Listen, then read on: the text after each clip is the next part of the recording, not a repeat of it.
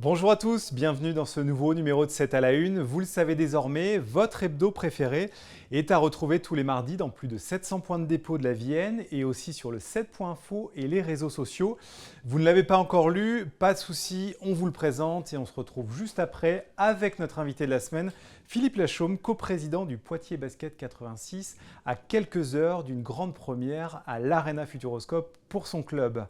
L'actualité est politique en ce début de semaine avec le premier tour de l'élection présidentielle dimanche. L'info, c'est d'abord une forte abstention maîtrisée dans la Vienne à 22,32%, en hausse légère de 2 points par rapport à 2017. Notons que les électeurs du département ont voté sensiblement comme à l'échelle nationale en plaçant Emmanuel Macron et Marine Le Pen en tête, sauf à Poitiers où c'est le candidat de la France Insoumise, Jean-Luc Mélenchon, qui rafle la mise. Retrouvez sans attendre un papier sur les 7 enseignements à tirer de ce scrutin. À lire aussi dans ces colonnes, le phénomène de la lucarne débarque à Poitiers samedi, plus précisément dans le quartier des Trois Cités. Ce jeu, né en banlieue parisienne, a de multiples vertus. Il consiste à faire rentrer un ballon dans une fenêtre de 43 cm de diamètre à une distance de 12 mètres. La maison de quartier et l'entente sportive des Trois Cités comptent dessus pour retisser du lien dans le quartier après 2 ans de crise sanitaire. Installé depuis un an sur la zone du Sanital à Châtellerault, Envie développe un projet à la fois écologique et humain. L'entreprise emploie des salariés en réinsertion pour rénover des appareils électroménagers récupérés, pour la grande majorité en déchetterie. Depuis juin dernier, près de 500 ont été remis en état sur le site Châtelleraudais pour être vendus entre 90 et 350 euros. Et Envie va désormais s'attaquer à d'autres types d'appareils électroménagers, les fours et réfrigérateurs. C'est notre face-à-face de la semaine. Audrey Glohagen est journaliste, réalisatrice de documentaires et depuis peu écrivaine. Elle a publié récemment Sémia aux éditions Gallimard, un roman noir qui lui a, dit-elle, sauvé la vie. Comme tous les mois, vous retrouverez au dos de votre hebdo préféré, votre mensuel, le Technopolitain. Sans transition, on retrouve notre invité de la semaine, Philippe Lachaud. Je le disais en introduction, vous êtes coprésident du PB86 et vous allez vivre, comme un petit peu plus de 5000 poids-de-vin, une soirée exceptionnelle à l'Arena Futuroscope ce soir face à Lyon.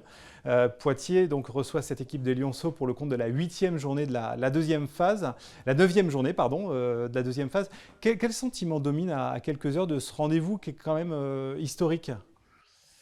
Alors, il y avait un sentiment de stress, mais je pense que ce stress commence à diminuer un peu. Et c'est plutôt maintenant un sentiment de... On a hâte d'y être. On a hâte de passer une magnifique soirée sportive parmi 5200 personnes. C'est une très très belle aventure. Et c'est vrai que le Poitiers Basket a le privilège d'être le premier spectacle, si je puis dire, public à l'Arena Futuroscope.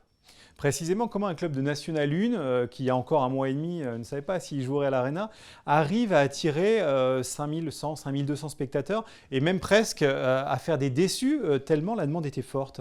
Alors, soyons prudents dans nos jugements de valeur, puisque il y a aussi également l'attrait de l'Arena, la curiosité de l'Arena. Donc, on peut considérer qu'on a quand même une partie des spectateurs de demain soir qui viennent pour une première de l'Arena. Maintenant, pourquoi on s'est décidé à le faire? Et effectivement, on a mesuré le risque. Il y a 2 risques. Il y a le risque du nombre de personnes présentes, mais il y a aussi également le risque financier. Et on s'est dit, une moyenne de 2000 personnes à Saint-Éloi. Lors des diffusions de nos matchs, on a en général entre 2000 et 3000 connectés. Et on a commencé à travailler sur une jauge à 3200 personnes en se disant que de toute façon, on pourrait sans aucun problème atteindre 3200 personnes. Et on s'est lancé dans ce défi. Et au bout d'une semaine de places qui ont été réservées d'une façon, je dirais, très très très rapide, eh bien, on a pris la décision d'ouvrir la deuxième jauge qui nous amène aujourd'hui à 5200 personnes. Alors le département, quand il a initié ce projet, disait que le PB86 jouerait tous ses matchs à domicile à l'Arena Futuroscope. On n'y est pas encore, il y a cette première historique. Sur quoi vous jaugerez de la réussite de la soirée, au-delà évidemment du résultat sportif? Bah, déjà, et on l'a déjà dit, nous ne mettrons pas en péril, je dirais, financièrement le club. Donc il est clair qu'il y avait un élément prépondérant, c'était on veut être à l'équilibre sur cette manifestation. Je peux vous garantir qu'au jour d'aujourd'hui, on le sera. On sera même légèrement positif. On a des partenaires qui ont joué le jeu. On a des partenaires qui ont été très présents et qui nous ont aidés aussi également à initier ce projet et surtout, je dirais, à le faire naître. C'est ce qui fait qu'aujourd'hui, on peut présager que l'année prochaine, on fera des matchs à l'Arena. C'est un autre modèle économique, très clairement, de jouer à l'Arena. On ne réfléchit pas à Saint-Éloi comme on réfléchit à l'Arena. Qu'est-ce qui est le plus compliqué pour vous? Le plus compliqué, c'est... Alors vous avez raison, c'est un autre modèle économique. Je pense que ce qui a fait, je dirais, Saint-Éloi avec ses valeurs de gens que je qualifierais, j'aime pas le mot bénévole, mais de gens qui, au quotidien, œuvrent pour l'organisation de nos matchs.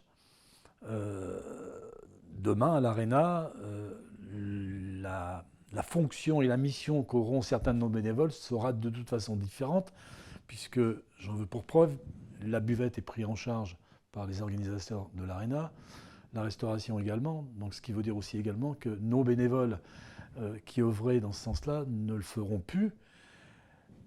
Dans toutes les salles, c'est de toute façon la même chose. On n'est plus dans le même modèle. On monte d'une strade. Cette Arena, vous l'avez visité, c'est magique, c'est fantastique. Je pense que les spectateurs qui ont le privilège d'y être demain soir vont s'apercevoir quand même quelque part qu'on ne peut pas comparer des choses qui sont de toute façon pas comparables entre Saint-Éloi et l'Arena.